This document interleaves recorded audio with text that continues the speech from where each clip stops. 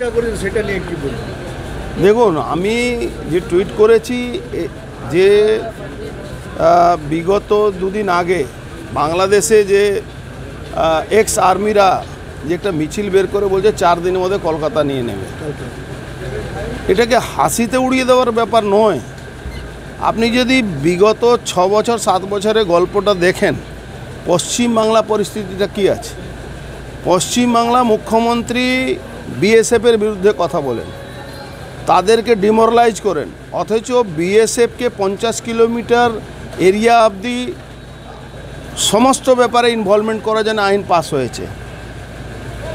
টেরোরিস্টদের ব্যাপারে, বিদেশিরা কিভাবে ঢুকে যাচ্ছে, তাদের অনুপ্রবেশকারী যারা ঢুকে যাচ্ছে, জেহাদিরা যে ঢুকে যাচ্ছে।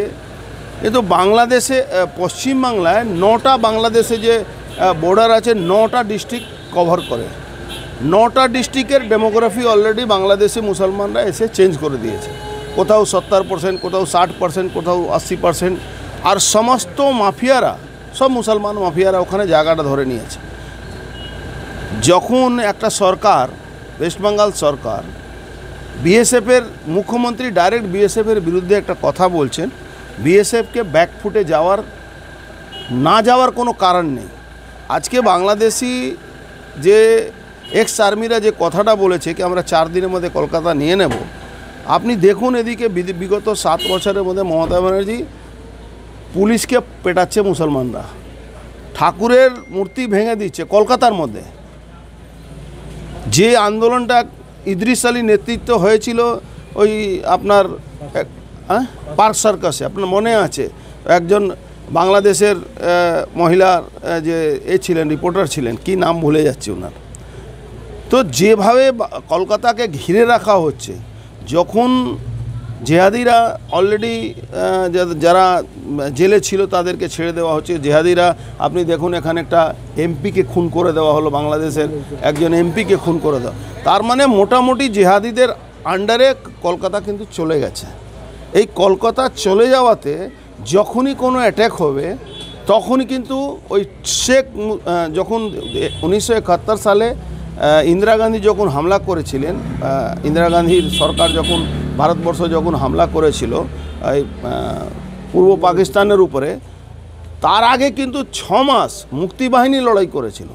এই মুক্তিবাহিনীর রূপটা চেঞ্জ আছে, জেহাদি জামাতে ইসলামী তারা ঢুকে বাংলাকে আস্তে আস্তে আস্তে আস্তে গ্রাস করছে। কেন?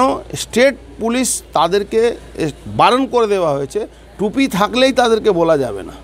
আপনি দেখুন যে কোনো দিন যে কোনো সময় একটা কাউন্সিলরকে সরাসরি গুলি মারতে গেছিলো, কারা মারতে গেছিলো, কাদের থেকে ঝামেলা ছিল, সব জায়গা জমিগুলো পুরোপুরি আস্তে আস্তে যত সরকারি জমি ছিল সবটাকে বকলমে নাম চেঞ্জ করে দখল করে নেওয়া হচ্ছে। হিন্দুর আত্মরক্ষা বাংলাকে বাঁচাতে গেলে আমি আজকে টুইটে এটাই বলেছি কি প্রধানমন্ত্রী আর মোদিজি আর অমিত শাহজিকে বিশেষ নজর দিন।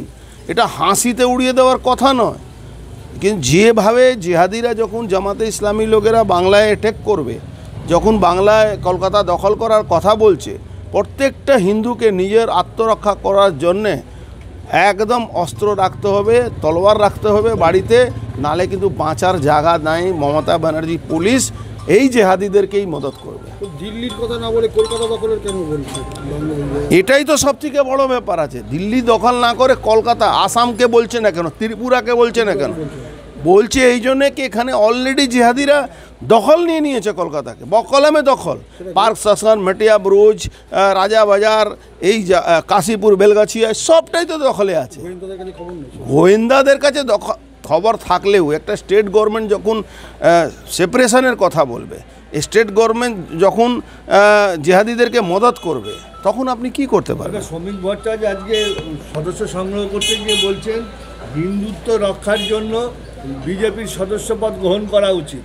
100 বার ঠিক আছে। তো ভারতবর্ষকে বাঁচাবার জন্যে, বাংলাকে বাঁচাবার জন্যে, সমস্ত বর্ডার এলাকাকে বাঁচাবার জন্যে, ডেমোগ্রাফি যেভাবে চেঞ্জ হচ্ছে তাকে বাঁচাবার জন্যে ভারতীয় জনতা পার্টির সদস্যতা নেওয়া দরকার।